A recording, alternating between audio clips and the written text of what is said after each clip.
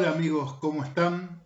Estamos de vuelta en otro video de este canal de teología cristiana, teología arminiano-wesleyana, teología bíblica, vida cristiana y todo lo que te pueda servir para que puedas crecer día a día, minuto a minuto, con tu amado Señor Jesucristo. Quiero leerte algo para introducir el tema que quiero tratar en este video, que me parece importantísimo y creo que te va a interesar mucho. Jeremías 15, versículo 18. Jeremías 15, versículo 18. ¿Lo leíste alguna vez este pasaje? ¿Te acordás de este pasaje? Fíjate lo que dice el profeta Jeremías. Es una pregunta a Dios. ¿Vos le haces preguntas a Dios? Le hace una pregunta a Dios y le dice: ¿por qué fue perpetuo mi dolor? Mi herida desahuciada no admitió curación. ¿Serás para mí como cosa ilusoria, como aguas que no son estables?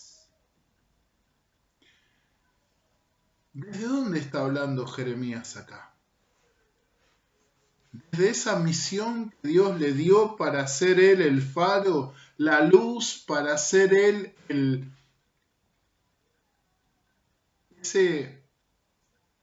ese vigía que debía de ver las cosas que iban a venir sobre su pueblo,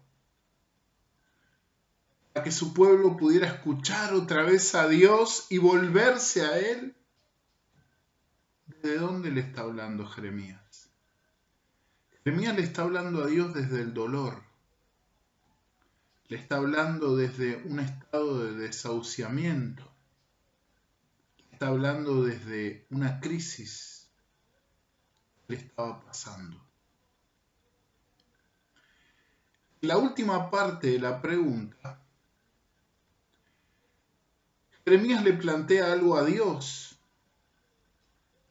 Vas a ser como un agua que parece un agua. ¿Vieron cuando vas en esos días calurosos y, por ejemplo, vas en un auto, en la ruta, hay mucho calor y en el asfalto se refleja la luz del sol y el calor? Parece que hay como un... Ese es el espejismo más común, yo lo he visto muchas veces, lo he visto en las rutas. Es como si hubiera delante un lago, como si un lago estuviera cubriendo, no sé, unos 30, 40 metros delante de tu vehículo. Ves como un lago, ves como agua que está ahí ondulando en la ruta o en el piso. Es una ilusión óptica. Eso es algo que no está. Parece que está, pero que no está. Y Jeremías le pregunta a Dios: ¿vos vas a ser como un agua ilusoria, como una ilusión óptica para mí? Jeremías le está hablando en medio de una crisis. Él sentía dolor por lo que estaba pasando en su ministerio. Él no entendía muchas cosas que le estaban pasando. Él sabía lo que Dios le había dado y cómo su palabra ardió en su corazón, pero llegó un momento en que su corazón se quebrantó y que empezaron a entrar las dudas. Las dudas en cuanto a el ministerio que Dios le había dado, en cuanto al cuidado que Dios le estaba haciendo, en cuanto a todas las cosas que le estaba perdiendo por causa del ministerio. Y esas dudas le hicieron pensar por un ratito nada más que todo lo de Dios era una ilusión. ¿Podía ser así? Había perdido el tiempo. El dolor había sido en vano.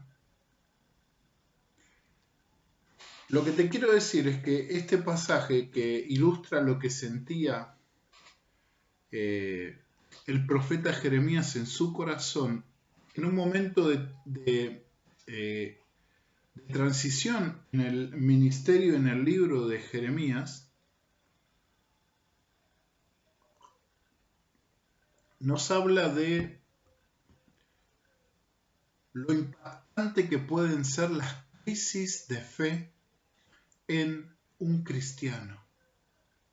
Ya sea un cristiano que va a la iglesia y participa y nada más, un cristiano que participa a full, que hace un montón de cosas para Dios, que siente una comunión al principio, ¿no? Una comunión muy fuerte con Dios y con los hermanos y sirve a Dios. Un cristiano que ha sido llamado y que ha recepcionado ese llamado y le dijo a Dios que sí. Empezó con gozo a servir al Señor, a las personas, a la comunidad, ya sea como pastor, evangelista, maestro, líder, ministro, líder de célula, lo que sea. Pero llega un momento que al parecer, por nuestra fabilidad humana,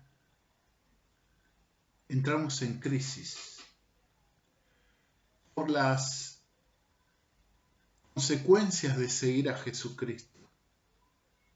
Y Él nos lo advirtió, porque iban a venir, Él dijo, iban a venir los golpes del enemigo, simbolizado en la lluvia, el viento, las tentaciones, las cosas de este mundo.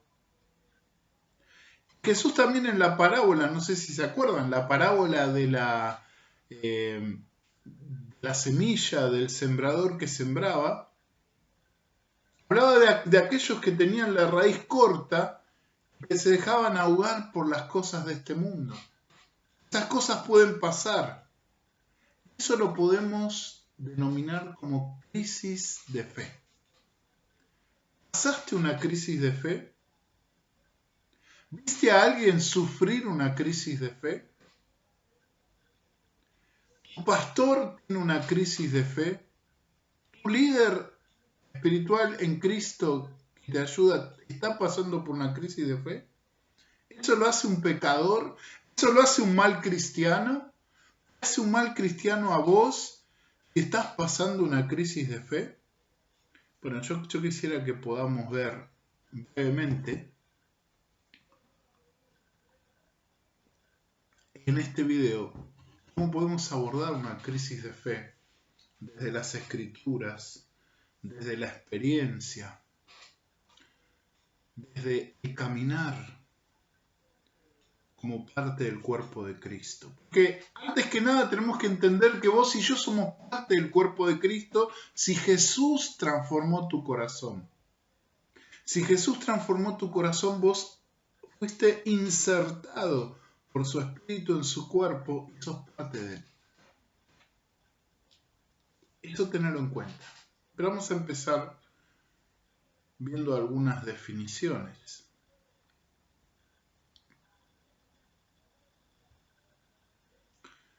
Como por ejemplo,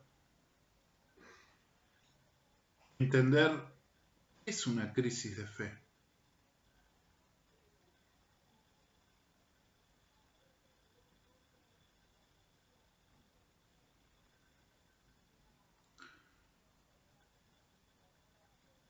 Podemos entender una crisis de fe como quizás un momento de conflicto, un momento de duda, un momento de desasosiego en cuanto a mi andar relacionar con Dios, con la iglesia de Cristo.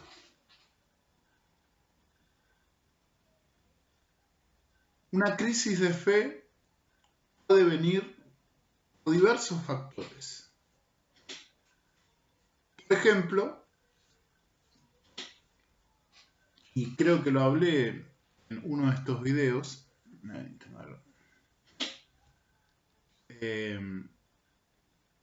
muchos de nuestros jóvenes en las iglesias sufren de forma constante estas crisis de fe cuando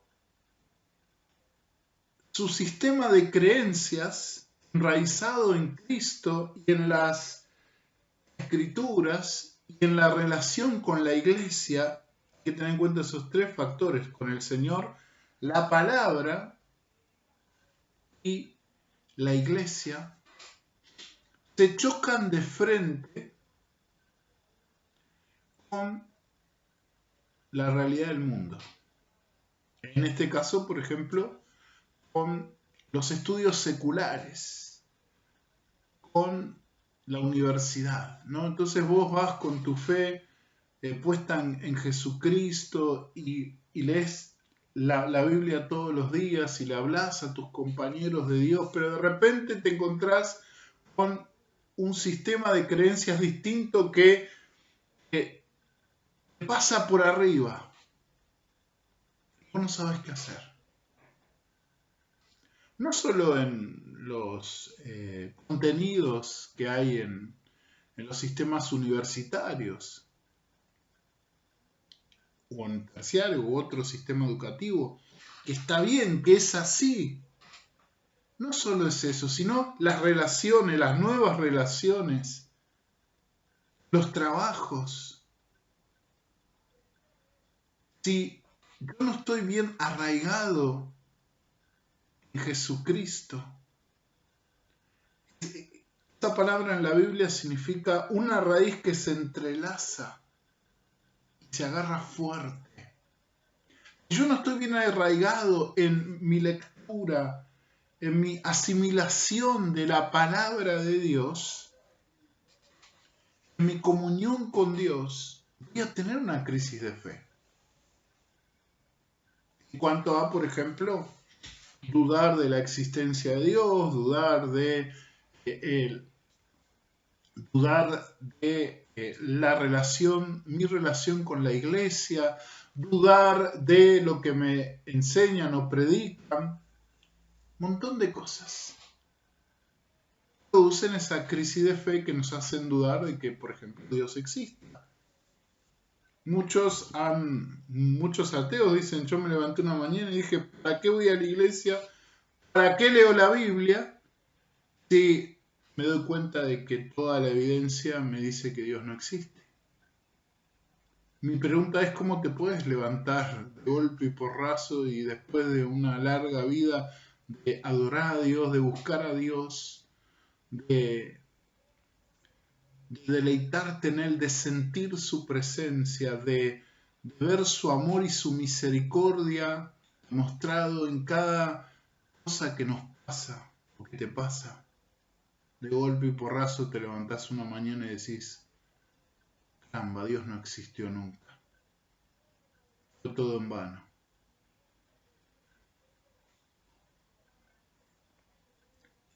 Eso podríamos definirlo como una crisis de fe.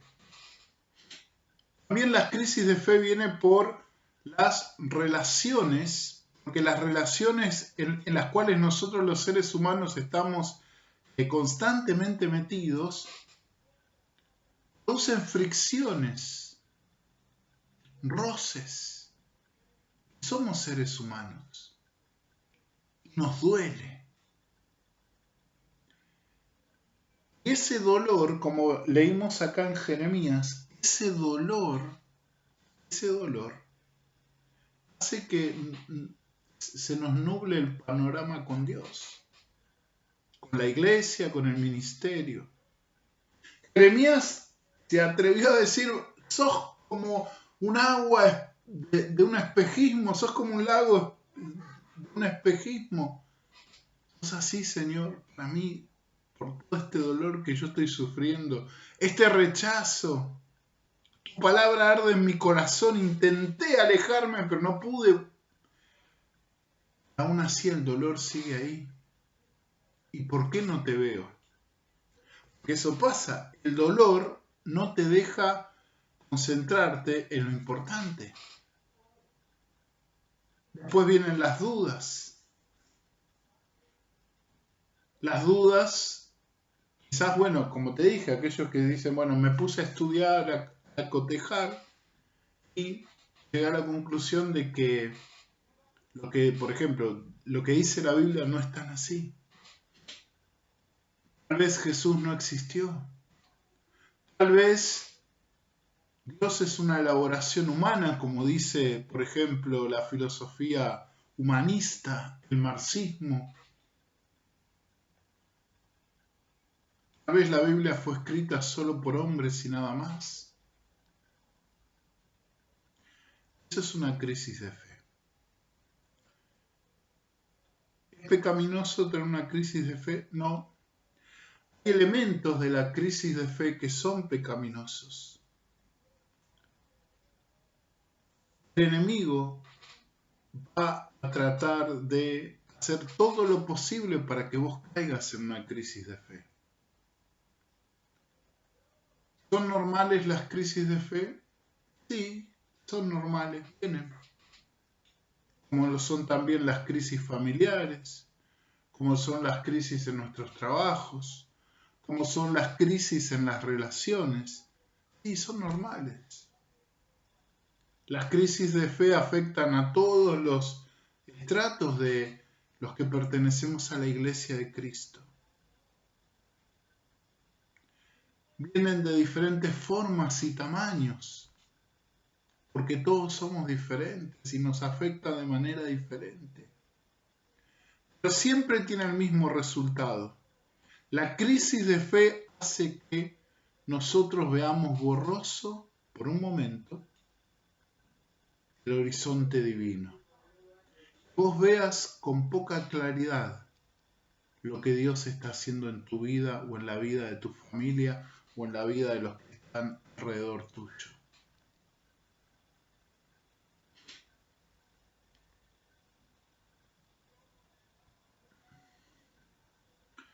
Crisis de fe. Al parecer Jeremías tuvo una crisis de fe. Otros también tuvieron crisis de fe. Por ejemplo, muchas veces las crisis de fe pueden venir por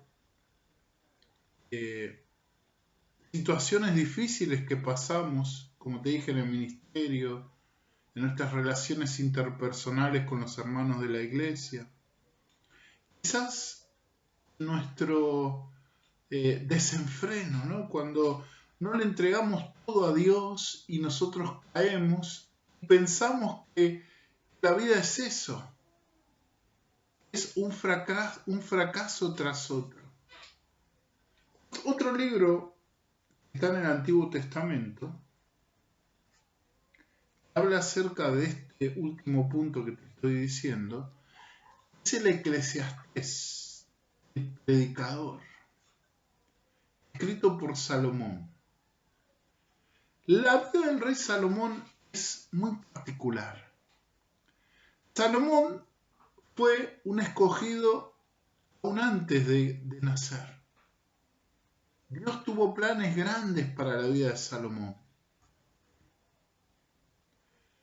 Vino en medio de un conflicto familiar muy grande en la familia de David.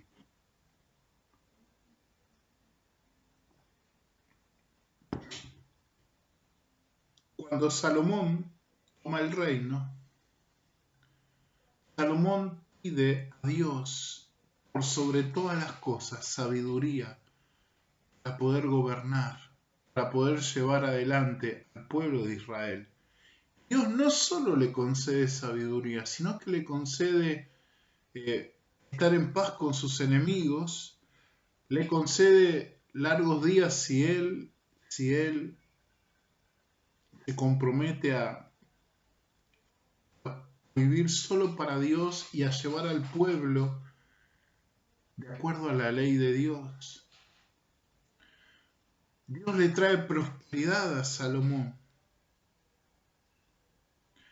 Pero pasan cosas, a veces nos pasan a nosotros. ahí en Primera de Reyes, entre el capítulo 11 y el 12, por ahí, si no me equivoco, se nos cuenta que Salomón de golpe y porrazo decidió eh, inclinar su corazón. Inclinar su corazón hacia lo que a Dios le desagradaba.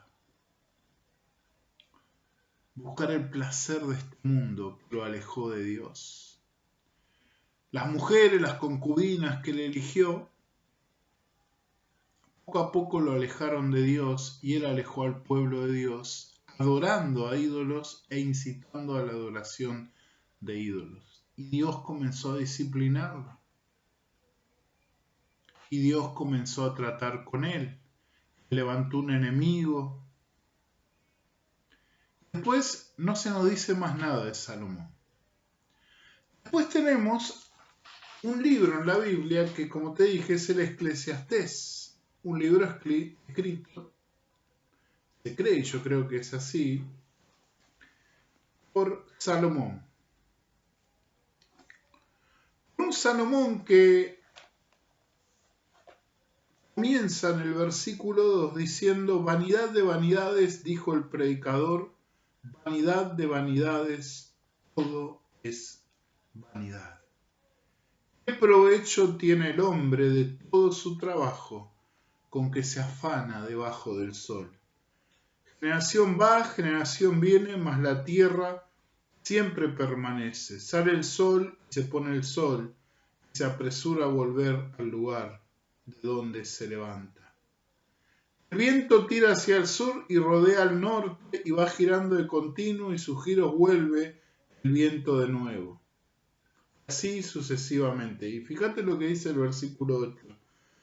Todas las cosas son fatigosas, más de lo que el hombre puede expresar.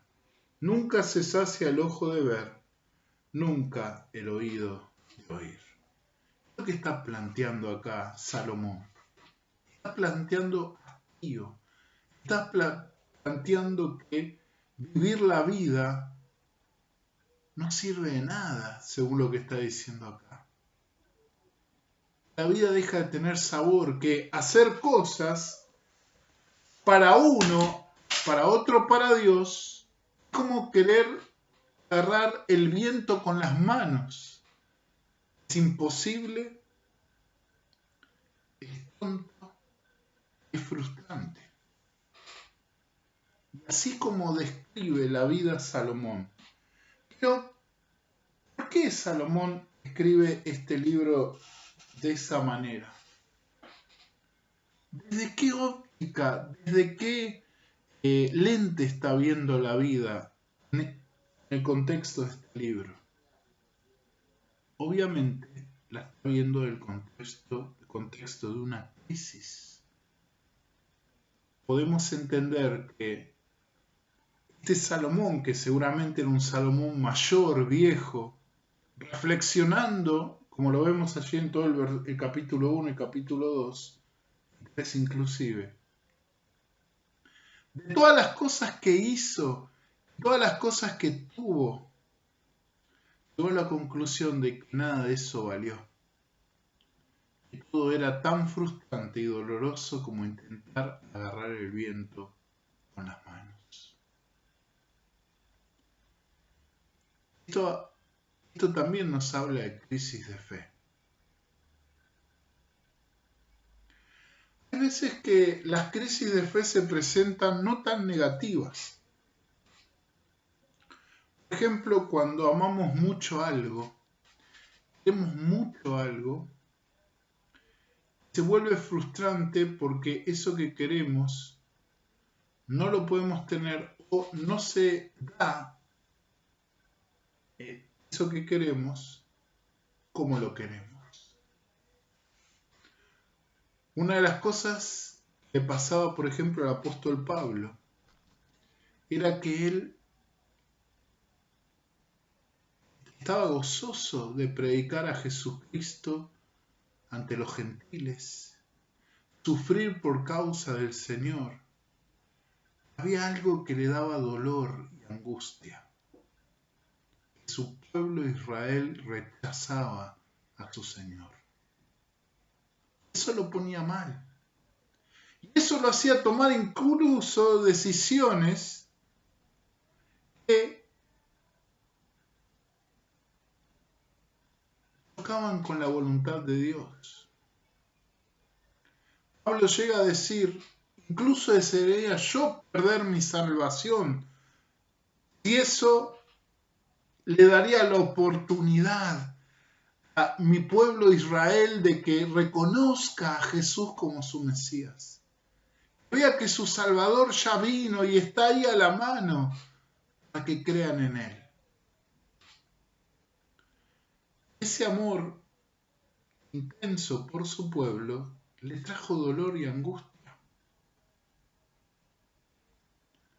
Por ese amor él hizo cosas que se relatan allí en Hechos, capítulo, creo que era 21. Se metió a hacer un ritual que le pidió Jacobo, que todavía había como ciertos choques entre los cristianos judíos y los cristianos gentiles.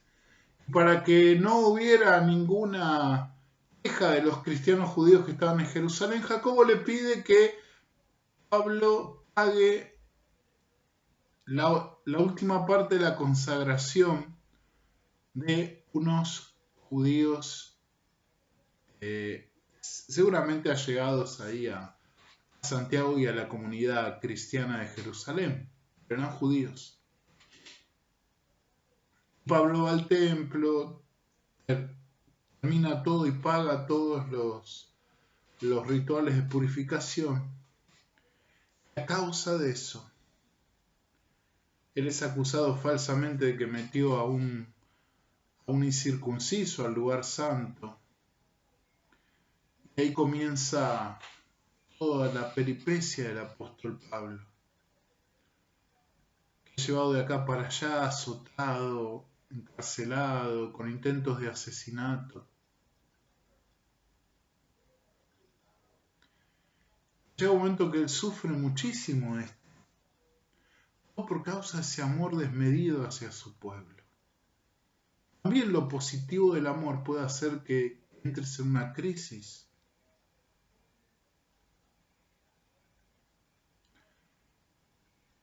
Pero Pablo,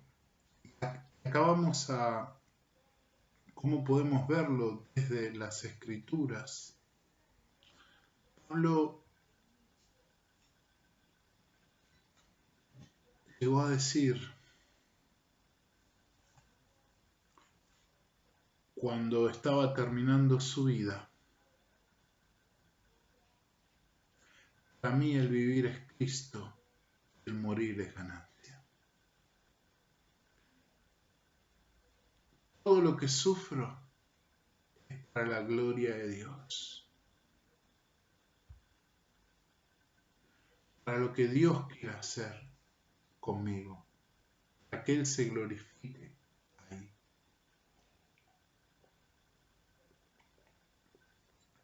Eso nos da a nosotros una perspectiva nueva de cómo entender las crisis, de cómo superarlas y aprender de ellas, porque se pueden superar las crisis. Ahora, la crisis de fe se puede convertir en un desastre si vos dejás como el mar que te lleve a fondo, vos te alejes de la seguridad de la costa. En este caso, de la seguridad de tu Padre Celestial. Cuando dejamos que la crisis de fe nos envuelva. ¿Pasamos crisis de fe? Sí, pasamos crisis de fe. Pero no quiere decir que la crisis nos destruya o arruine nuestra relación con Dios.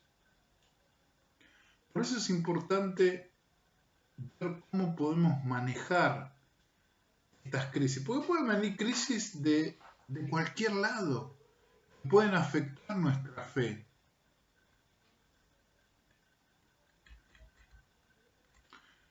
Puede venir del lado del matrimonio, puede venir del lado, bueno, de la misma iglesia, puede venir del lado laboral. Muchos pastores que somos bivocacionales, muchas veces nos ponemos a pensar cómo servir con eficacia a la iglesia cuando tengo que darle mi tiempo, casi todo mi tiempo, al trabajo, para poder sostenerme en un momento de crisis económica en que la iglesia no puede sostenerme, por ejemplo. ¿Cómo manejo eso? ¿Cómo impido que eso frustre, esa situación frustre mi relación con Dios, con la obra de Cristo? ¿Cómo luchar contra las presiones del mundo, contra mi fe? ¿Cómo afirmar mi fe, mi obrar para Dios cuando mi compañera, mi esposa, sufre por causa del ministerio, mis hijos sufren por causa del ministerio, ¿no? Esas serían unas preguntas que nos podríamos hacer para entender por qué o cómo nos pasan estas cosas. ¿Cómo enfrentarlas? ¿Cómo enfrentar las dudas?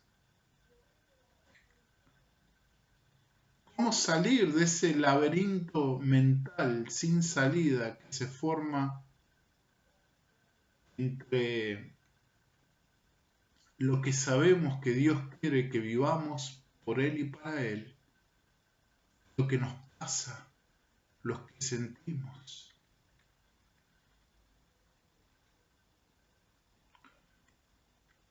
Muchas veces las crisis terminan mal y renunciamos muchas veces a Dios o a las cosas de Dios o al ministerio, cediendo el terreno a las dudas,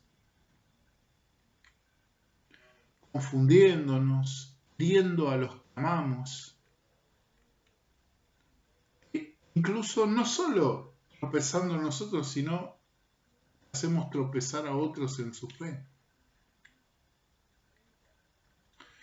Bien. En primer lugar, nosotros debemos entender,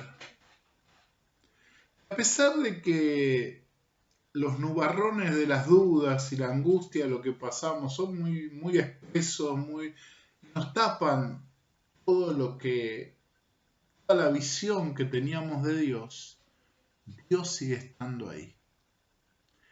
Dios sigue estando ahí. Él no ha cambiado. Él no cambia.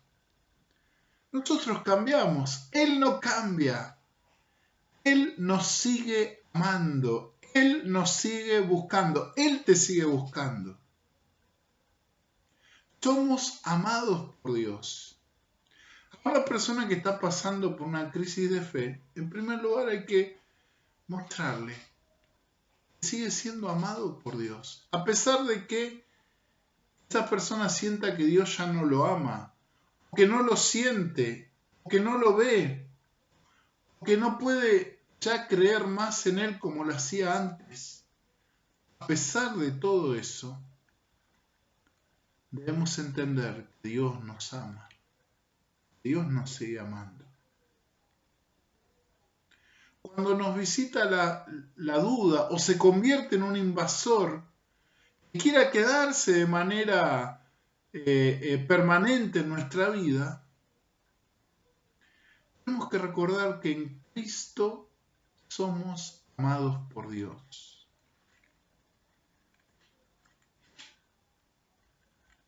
Puede ser que hablar del amor de Dios en este contexto puede ser genérico. Pero la realidad es que es así. El amor de Dios es el único que puede sanar nuestro corazón. Porque Dios trae sanidad al corazón herido. El mismo Jeremías, en medio de este contexto de dolor que él pasó,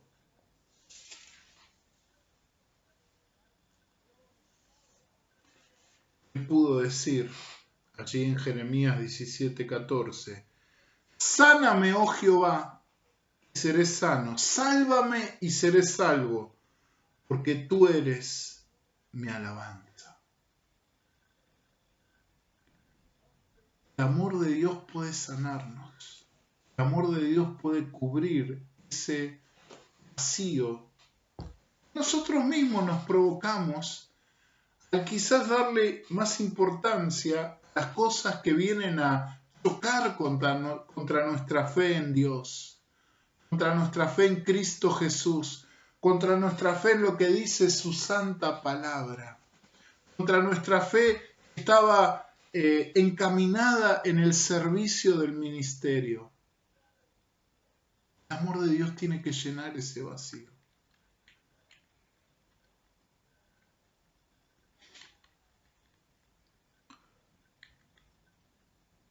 ¿Cómo se siente Dios respecto a nosotros en ese momento de crisis, de negación? Pero como Dios nos ve siempre a través de Jesucristo, de su amado Hijo Jesucristo, Él, conmovido en gracia y misericordia, nos va a disciplinar, nos va a dar lo que nosotros necesitamos, nos va a decir lo que nosotros necesitamos, quizás no lo que a nosotros nos gustaría oír, pero sí lo que nosotros necesitamos.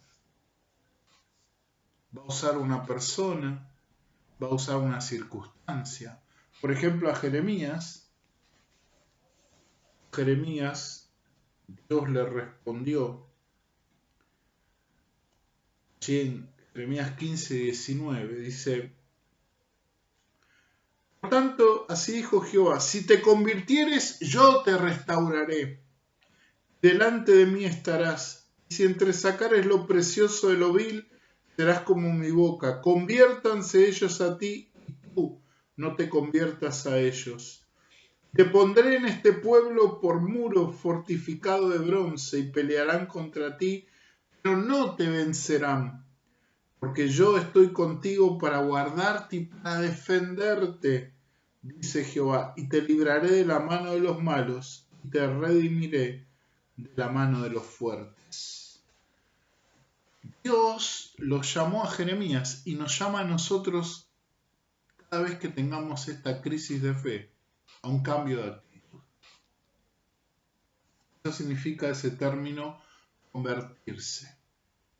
No significa pedir perdón por un pecado, porque si no llegamos al punto de negarlo, que negar a Dios es pecado, apostatar es pecado, la incredulidad es pecado, dejar que la duda nos guíe y se convierta en nuestro sistema de creencia es pecado, pero tener una crisis no es pecado. Tener un momento de dolor y angustia que nos supera no es pecado. Por eso Dios nos llama y nos da por medio de su gracia en Cristo Jesús la posibilidad de cambiar nuestra actitud, de volver a Él. Dice sacar lo precioso de lo vil, porque cuando estás en este estado de crisis no ves las cosas duras que vos estás diciendo de Dios o que estás pensando, no lo ves. Ves lo malo que Dios se portó con vos, ves lo malo que se portaron los hermanos, ves lo malo que es el cristianismo con respecto a otra cosa, al mundo, a los altos estudios, a la ciencia. Ves que Dios está mal, pero no vos. Por eso Dios dice, tenés que sacar lo precioso de lo vil, y es un proceso doloroso, donde el fuego tiene que sacar la escoria. Y Dios, con el poder de su espíritu, puede ayudarte a sacar la escoria. Solo tenés que permitirlo nada más. Serás como mi boca, conviértanse ellos a ti y tú no te conviertas a ellos. O sea, Dios acá le dio en el punto exacto. Vos tenés que convertirte a mí y esperar que ellos se conviertan a vos y a mí, dice el Señor. No vos convertirte a ellos, porque en definitiva es eso lo que estaba sintiendo Jeremías. Jeremías se estaba cansando del rechazo de su pueblo. Estaba pensando, bueno, tal vez me equivoqué, tal vez tengo que volver atrás. Eso es lo peor que podemos hacer. Si estamos en Cristo, debemos confiar que Él nos va a sostener, que Él te va a sostener en medio de esa crisis que vos estás pasando. Hay que ver las cosas con ojos diferentes, con los ojos de Dios, desde las alturas. También saber que no estamos solos. Jesús dijo, yo estaré con vosotros todos los días, hasta el fin del mundo. No estamos solos. Las nubes pueden ser que nos nublen la mirada de Dios, pero según la Escritura no estamos solos. Otro que me olvidé y es para hacer un video solo de él es Job. Job llegó también a un punto de desahucio tal, con su enfermedad, con el constante asedio de sus amigos, con la pérdida de todo lo que él tenía y de los que él amaba, el rechazo de la gente que antes lo admiraba. Llegó en el transcurso de los diálogos que vemos ahí en el libro de Job, Job llega a dudar de Dios, de las intenciones de Dios. Aunque no lo hace al principio, y eso lo hace pasar en sí la prueba, pero después, con el correr del tiempo, llega a reflexionar, ¿no? Porque la crisis se agudiza cuando más reflexionamos en ella. Está bien reflexionar en ella, pero no hay que perder nuestro norte, que es Dios, que es Cristo Jesús. No hay que perderlo. Eso es lo que nos dice la Escritura. En toda la Escritura nos dice que la única manera de salir de esas crisis es enfocándonos en aquel que nos amó y nos llamó de las tinieblas a su luz admirable.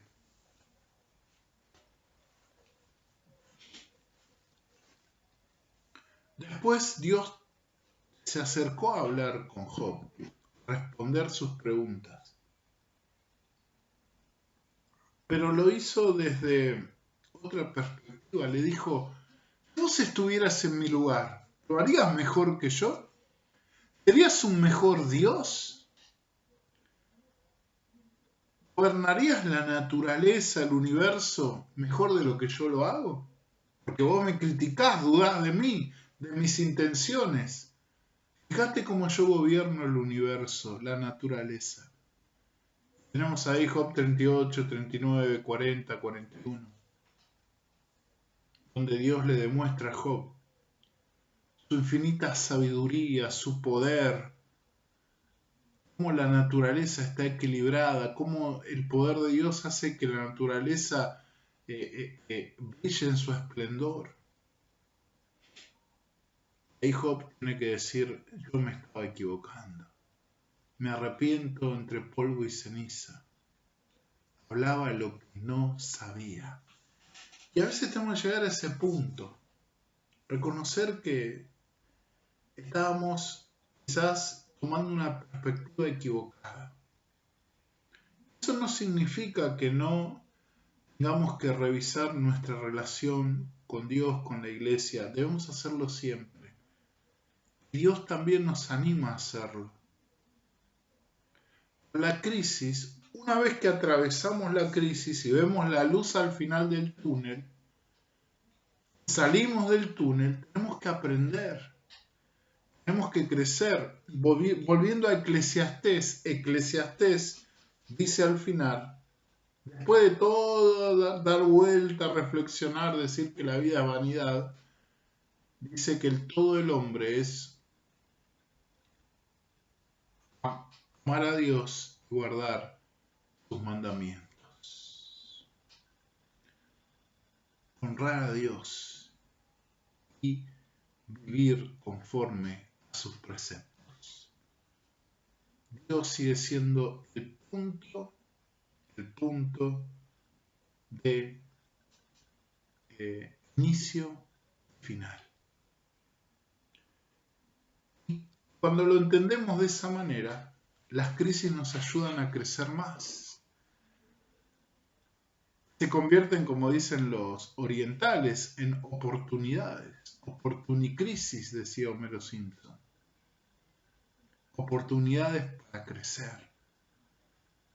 Por eso nosotros podemos abordar las crisis quizás desde nuestra debilidad humana y por ahí estar ahí sufriendo y apartarnos de Dios. O cuando tengamos la crisis de fe, permitir que Él se acerque a nosotros, nos sane, nos restaure, nos enseñe, nos muestre y seguir adelante con Dios. Todos tenemos crisis con Dios. Todos podemos llegar a tener crisis de fe. El tema es saber cómo vadearlas, saber cómo navegarlas, saber que no estamos solos. A pesar de que pensamos que estamos solos, Dios siempre está ahí. Bueno, espero que te haya servido este video. ¿Sí? Es un video un poco diferente a los que hago siempre, pero tiene que ver con uno de los ítems de este canal, que es la vida cristiana y la fortaleza que Dios nos da para atravesar y salir de las crisis. Las crisis nos pueden ayudar también. Y que esto te puede ayudar si vos estás pasando por una crisis de fe, si empezaste a dudar de Dios, de la existencia de Dios. No te cierres. Acércate a Cristo, acércate a las personas que te rodean. Dios te va a usar a las personas que tenés alrededor para fortalecerte, para hacerte saber que no estás solo. Es solo tu percepción fallando en medio de todos esos nubarrones oscuros que permitimos que rodeen nuestra vida.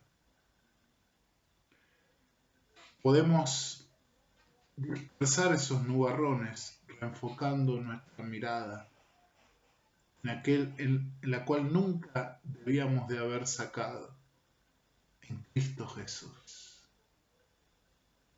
Puestos los ojos en Jesús, dice el autor de la carta a los Hebreos, el autor y consumador de nuestra fe. ¿Quién sufrió el oprobio antes que nosotros? Pasó por las crisis y fue victorioso. En Él nosotros también podemos salir victoriosos. Dios te bendiga. Deja un like si te gustó. Si no te gustó, deja un dislike también. Que deja un comentario.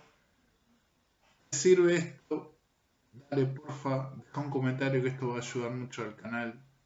También compartilo. Hacé doble clic en la campanita para que te puedan llegar todos los... el algoritmo te puede avisar cuando se levante algún otro video de este canal. ¿Sí? Si no lo hiciste, suscríbete, sé parte de este canal. Dale, nos vemos en el próximo video.